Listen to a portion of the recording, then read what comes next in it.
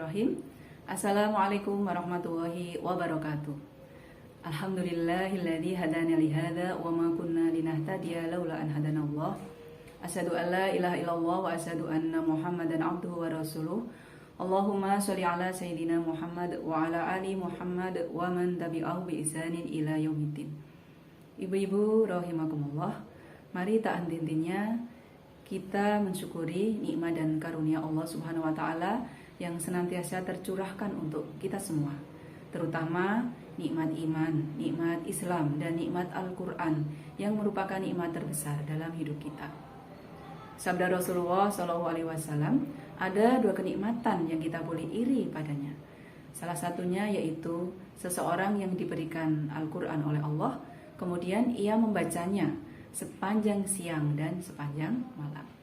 Oleh karena itu, mari di bulan suci Ramadan ini kita perbanyak tilawatul Quran, karena kenikmatan itu hanya bisa dirasakan oleh seseorang yang telah mampu istiqomah untuk berinteraksi dengan Al-Quran. Selain sebagai nikmat yang terbesar, maka Al-Quran juga memiliki tujuan yang penting untuk kita ketahui.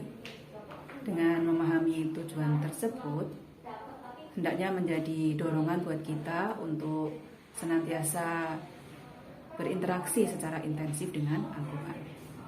Pada kesempatan ini saya akan menyampaikan 4 tujuan Al-Quran, yaitu tujuan yang pertama sebagai pembimbing atau petunjuk bagi manusia.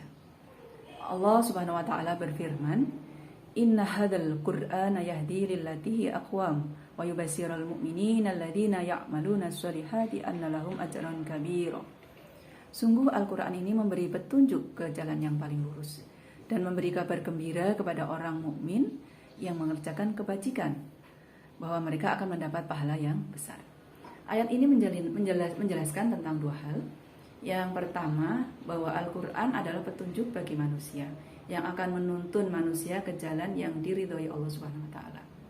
Yang kedua, bahwa Al-Quran bukan hanya sebagai pedoman dalam beribadah, namun juga pedoman dalam menjalankan kehidupan.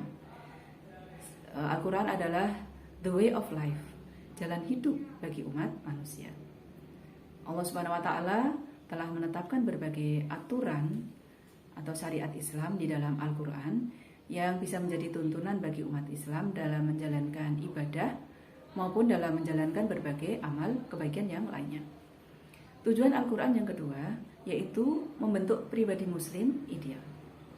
Pribadi muslim yang ideal adalah pribadi yang mencerminkan nilai-nilai Islam, di mana dalam tindakannya, dalam memilih atau memutuskan berbagai persoalan senantiasa berdasarkan dengan nilai-nilai Islam. Rasulullah SAW adalah teladan utama dalam hal akhlak kepribadian ini. Bahkan dikatakan akhlak Rasulullah adalah Al-Quran. Beliau juga bersabda, "Innama bu'istu liutamima makarimal akhlak." Sesungguhnya aku diutus untuk menyempurnakan kebaikan akhlak. Dan dengan Al-Quran itu pula Rasulullah telah sukses mendidik para sahabat sehingga menjadi pribadi-pribadi muslim yang ideal. Bahkan mereka mendapat predikat sebagai generasi yang terbaik. Tujuan Al-Quran yang keempat yaitu membentuk masyarakat Islami. Allah Subhanahu wa taala memberi gambaran ideal tentang masyarakat Islam di dalam surat Al-Imran ayat 110. A'udzubillahi minasyaitonirrajim. Kuntum khaira ummatin ukhrijat linnas ta'muruna bil ma'ruf wa tanhauna 'anil munkar wa tu'minuna billah. Kalian adalah umat terbaik yang dilahirkan untuk manusia, yang menyuruh pada yang ma'ruf, mencegah dari yang mungkar, dan beriman kepada Allah. Para ahli tafsir mengartikan kata khairu ummah di sini sebagai kaum muslimin yang memiliki 3 kriteria, yaitu mengajak pada kebaikan, mencegah dari keburukan, dan beriman kepada Allah Subhanahu wa taala. Jadi definisi khairu ummah di sini adalah kaum muslimin yang komitmen berpegang teguh pada keimanan dan komitmen pada kebenaran dengan aksi amar ma'ruf nahi munkar. Tujuan Al-Quran yang keempat yaitu menyatukan langkah perjuangan umat. Allah berfirman di dalam surat As-Saff ayat yang keempat. A'udzubillahi minasyaitonirrajim. Innallaha yuhibbul ladzina yuqatiluna fi sabilihi shaffan ka'annahum bunyanun marsus. Di dalam ayat tersebut Allah memuji kaum muslimin yang berjuang dalam barisan yang teratur dan dengan persatuan yang kokoh.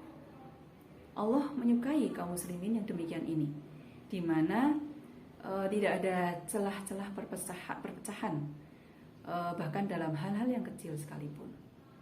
Ayat ini juga mengajak kaum muslimin untuk senantiasa menjaga persatuan. Dan sebagai latihan untuk menjaga persatuan ini, maka Allah memerintahkan umat Islam untuk menjaga shaf di dalam sholatnya.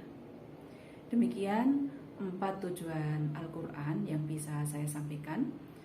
Keempat tujuan tersebut akan bisa terwujud manakala umat Islam senantiasa bersemangat untuk mempelajari, membaca, menghafal, mengamalkan Al-Quran dan juga mendakwahkan ajaran Al-Quran ini ya, sehingga sampai kepada berbagai umat manusia di muka bumi ini. Kalau ada kekurangan saya mohon maaf. Billahi taufik wal hidayah. Wassalamualaikum warahmatullahi wabarakatuh.